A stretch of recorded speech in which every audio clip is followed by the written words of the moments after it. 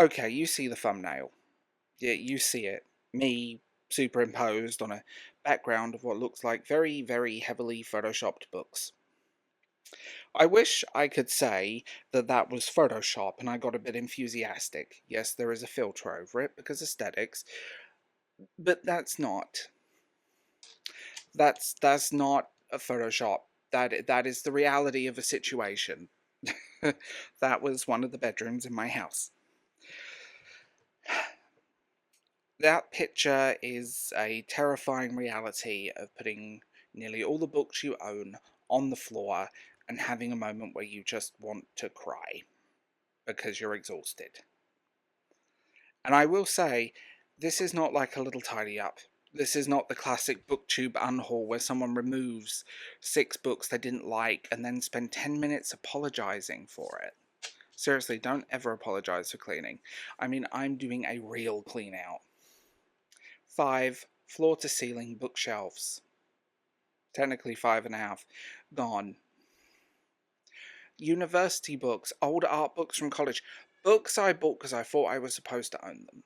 Books I bought because they made me feel like the kind of person who owned those books.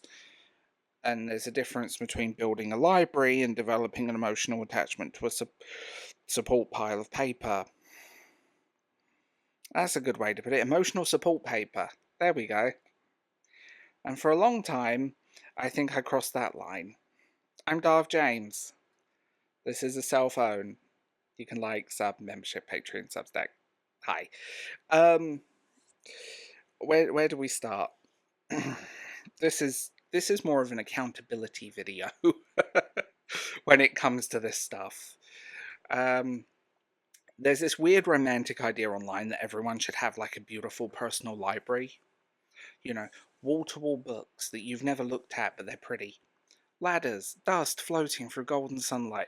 You know, the kind of room where someone in a film reads one page and stares out the window for 10 minutes thinking about life or just discovering emotions. And I love that idea. I genuinely do. But there's also a version of that idea that quietly turned into something else. Not a library, a storage unit. Huge storage unit. And it hit a point where maybe I needed to reinforce the floors. Because if we're honest, I own a lot of books. And oh god, this is horrible. Hi. Let's be real. Some of those books were, I should own that. Which is a terrible reason to own anything. Half the academic books I had were from university, important books, serious books, books that cost a small fortune. Weighed roughly the same as the tablets, the 10 Commandments were brought down by Moses. And they've been sitting on my shelves for years. Not touched, not opened, just existing. Which means they weren't really part of my life anymore. They were just furniture. Very expensive furniture made out of paper. Probably a fire hazard as well. If I'm being honest, I probably wouldn't have done this without a push. And the push was losing my mum. Because when someone passes, something really strange happens. Suddenly you see objects differently. You're going through belongings and you realise how much of life gets left behind in stuff. Drawers full of stuff. Cupboards full of stuff. And things. And boxes that hadn't been opened in 20, 30 years in some cases. And someone has to go through all of that. That someone was me. Someone had to decide what stays, what goes, what gets donated and what gets thrown away. And doing that changed me in ways I didn't realise, and I think other people I spoke to said the same thing. You look at your own belongings very differently. Because eventually someone will be doing the same thing, to your things. That's not depressing, though. I will say I don't think that's a depressing thought. It's just reality. One day someone is going to be standing in a room full of your stuff thinking, why on earth did they keep this? And that's a reality for everyone. I always say this, like, BookTube unhaul videos are funny because they're very polite. very careful. Someone removes a handful of books and says something like, I just don't think I'm gonna get to this one right now. Meanwhile, the book has been on the shelf since 2013. This has not been this kind of unhaul. This has been ruthless. Boxes, stacks, trips to donation centres. Some books have gone to universities and colleges because there were uh, a few people I know were very interested because they were proper academic history texts. So the kind of books that cost 80 quid and contain free maps and a paragraph.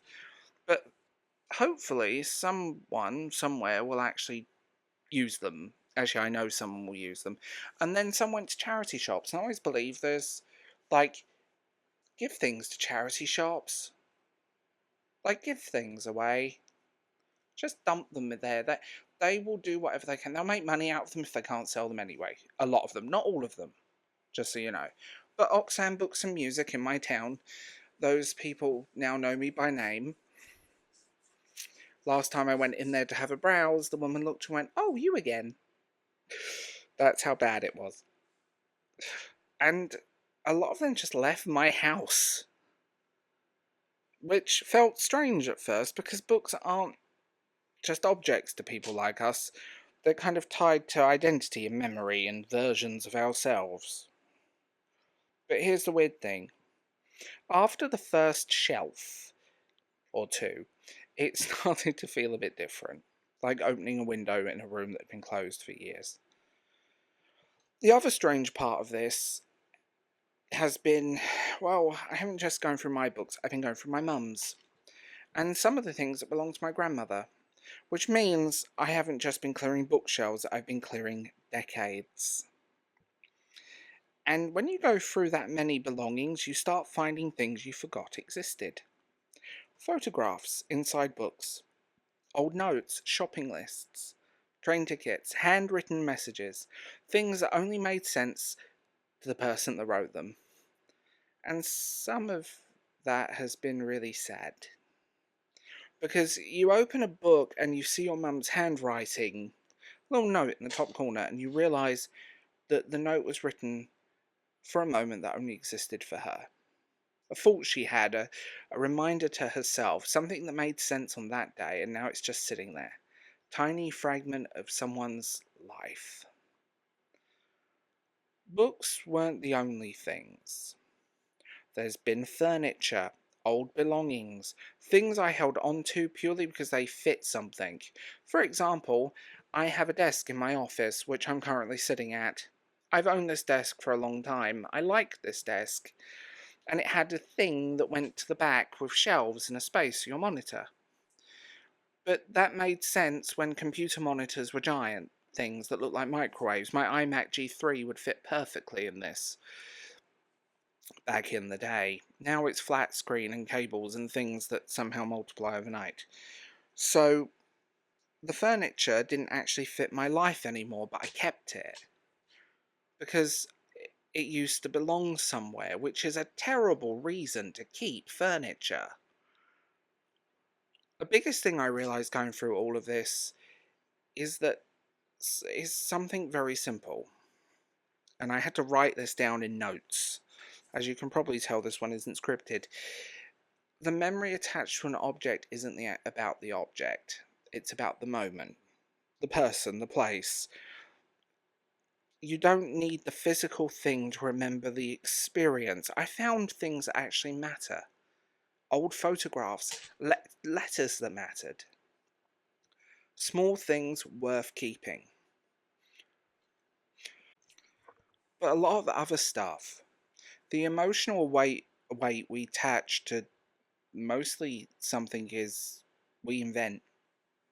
We attach emotion to things that we really shouldn't. We convince ourselves that the object contains the memory. What really the memory is already in us. The object was just nearby what happened. It's a very weird disconnect. So now my shelves look dramatically, and I'm using the word dramatically because it is dramatic, much more intentional, curated, smaller. The books that are there are books I actually care about. Books that mean something to me. Books I know I'll return to. And by the way, I still completely support having special editions if they matter to you. If there's a book you love and you want that beautiful, I don't know, hardback edition or the fancy illustrated version or just a nice version of it, and if you can afford it and it makes you happy, that's fantastic. But the key word here, I think, is love, and I know that sounds cheesy, but not obligation. Not, I feel like I should own this. Curating a library is very different from just accumulating decades of books. And the strange thing is that this whole process hasn't felt like losing anything. It's felt more like uncovering things. Because buried under all those books and mess was things that actually mattered. Those photos, notes, those little pieces of life that tell a story. And those are the things we keep, not the object, the memories attached to them. And here's something slightly uncomfortable, and it keeps coming back while I'm doing all this. One day someone will be clearing out my belongings and your belongings. Everyone's. They'll be looking at objects that meant something to you and thinking, what do I do with this? That's not sad, it's just a reminder that the value of our lives isn't the pile of things we leave behind. It's the experience we had while we were here. People, moments, weird little stories. And those are the things that survive, not a stack of books we feel guilty about getting rid of. If I had to describe this whole experience, I have one word. Exorcism. And by the way, we're not talking a horror movie. There's no spinning heads or Latin chanting. Just the quiet process of letting go of things that belong to versions of my life that no longer exist. Some of those things belong to me. Some of those belong to people who aren't here anymore. And clearing this space hasn't erased the memories. If anything, it's made them clearer. It's weird. So, what am I left with now? A very curated library. Books that feel like mine. Books that hold memory. Books that are important. Not a museum of my past self. Not a storage unit of things I feel guilty about opening. And just a collection of books that genuinely matters. And honestly, it feels like lighter physically, emotionally. And also, because those academic books weighed so much, I'm pretty sure the shelves were grateful. But also, and I'm going to be real, I think it was getting to a point where I needed to reinforce the floors. So, yeah, that's what a real unhaul looks like. Not like 6 books, not a polite tidy up, 5 floor-to-ceiling bookshelves, decades of belonging, and this slightly strange realization that the things worth keeping were never the things I expected.